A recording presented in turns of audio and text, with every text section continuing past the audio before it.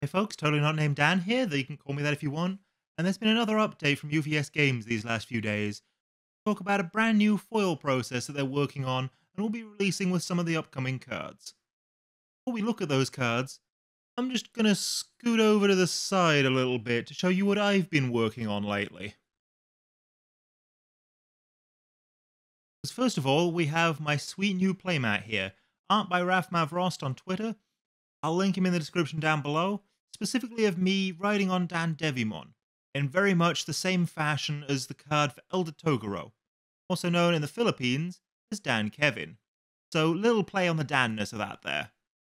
I really like this map.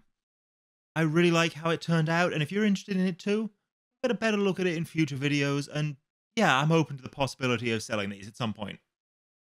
But in the meantime, I want to talk about a few other things, because, well, here are some cards that I got many years ago in the pound shop, going cheap. Card back of them is crap. These are Redikai Conquer the Kayur, and some of you may have heard of it. It is basically, imagine if you took UniVersus and dumbed it down to a 5-year-old level. That is basically the idea of this. It's still a fighting game kind of thing, but a bit more anime based than even current UniVersus is. It had its own show, and rather than having health, you just had 3 hit zones, and whenever one of your hit zones died, there was no point hitting you in that zone again, meaning a third of your opponent's deck became dead if they ever actually did hit you in one of the zones, which was just ridiculous. It had 3 card types. It had the characters you see here with these backs. It had, you can see the little MD cutout segments for the monster cards, so already you can tell what card type you're going to draw. And then had these almost completely clear, I mean, you can even see the art on that one. Attack cards. So, very easy to see what was coming up. The shuffling, obviously a problem. You can see that this one has card text and these two don't. Just, what the hell, Redakai? Really badly designed in that regard, but I want to show you why I like it. Here we have the character cards, and if I tilt them a bit, you can see these are lenticular cards. They move in 3D, and I don't know if you know this. I know my Twitch crowd does. I had no 3D vision until the age of 12. First time I properly saw in 3D was seeing Spy Kids 3D as a kid. Came out of that, my brain suddenly went, oh, that's what depth perception is supposed to be. And I could see in 3D for about half an hour, at which point I lost it again, but you know. Huge important moment to me. These glasses have stayed with me ever since. The elastic on them is falling apart, but still, just such a meaningful item to me, you know? Because that movie changed my life. Because from there on, I sought out all forms of fake 3D, including these silly cards. I'll give you a proper close-up of this one so that you can get an idea of how the fist moves and everything. And yeah, through exposing myself to all of this fake 3D, I slowly developed more and more of a sense of depth perception in the real world, and because of that, I still very much have a love of fake 3D like this. And you will see the monster cards look a bit like this. They're just extra transformations you can use to power up your character a little bit.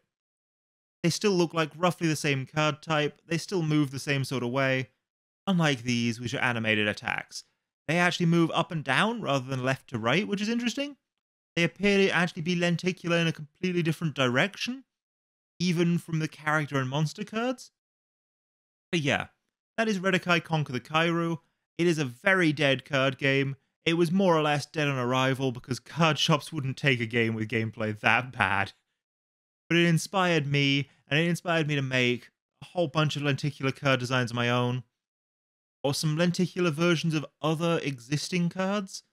Like here we have Magic the Gathering ones. These are the original Alpha Dual lands, so we got Bayo here, for example, and as I tilt it, it goes to Swamp, Forest, back and forth. Real neat, huh? But if you look at the card back, you can tell it's fake. You can tell I got it printed by a playing card site, because this is a playing card back, and that's the only back they would do. They also would not do more than 2 images, so I couldn't get what I really wanted, which was the magic card Who, What, When, Where, Why, with all 5 faces on the front of the card and not split up, at full size. But I did get, while I was getting those, these things. This is the UniVersus card Colossal Titan Attacks, or is the UniVersus card Colossal Titan. Now, it is referred to as Colossus rather than Colossal on the cards we have, because the name changed between the manga and anime. But given that I'm using the anime art, I figured I'd use Colossal Titan rather than Colossus Titan to go along with that. But you can see this is in the My Hero style frames, and we've got both card fronts on here. Depending on the angle, you can see either the backup that goes to stage, or you can see the 10 difficulty crazy attack. And just, I think that's really cool. Being able to have both faces of a double-faced card on the front at full size, and it's got all the text, even reminder text that UVS games didn't put on the card themselves. So yeah, I'm really pleased with how these turned out, and these are in fact the first Lenticular UniVersus cards to exist. Obviously, same card backs as the Magic cards, not legal for tournament play, but a good bit of fun to play with my buddies, and makes the dual-faced cards a lot easier than having to take them in and out of sleeves constantly. Now, in terms of thickness, I want to talk about the thickness of Redakai Conquer the Kayur card. I don't know if you can see on camera because they're both quite thin. It is in fact about double that of a UniVersus card, and you can tell it's a fair bit more rigid and weighty.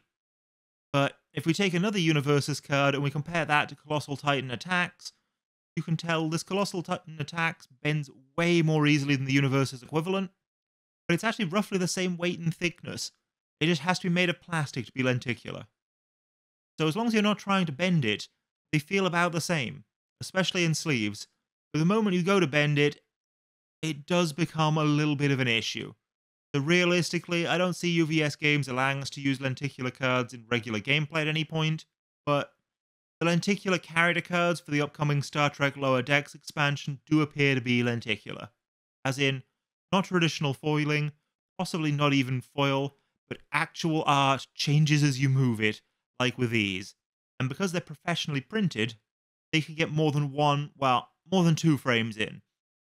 So we get a really nice transition from character to being beamed up, just the background. And I'll play their video of it right here.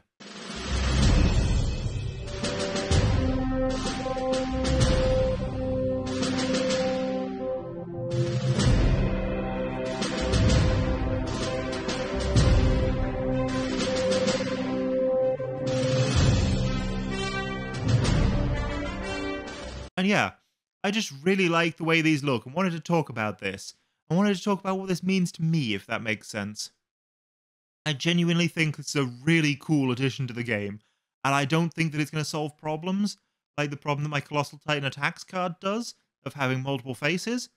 I don't think realistically that they're going to let you play them in decks, like I would like to with these Magic cards, and I don't think they're going to do the 3D effect they did for Redakai Conquer the Kayur. But I would like to see some of that in the future. I would like to see more of these character cards in the future. Give us 3D characters. Give us characters that change form visually. Just bring more of these lenticular cards in because they are so goddamn cool. That's it from me for today. Thanks for watching. Bye.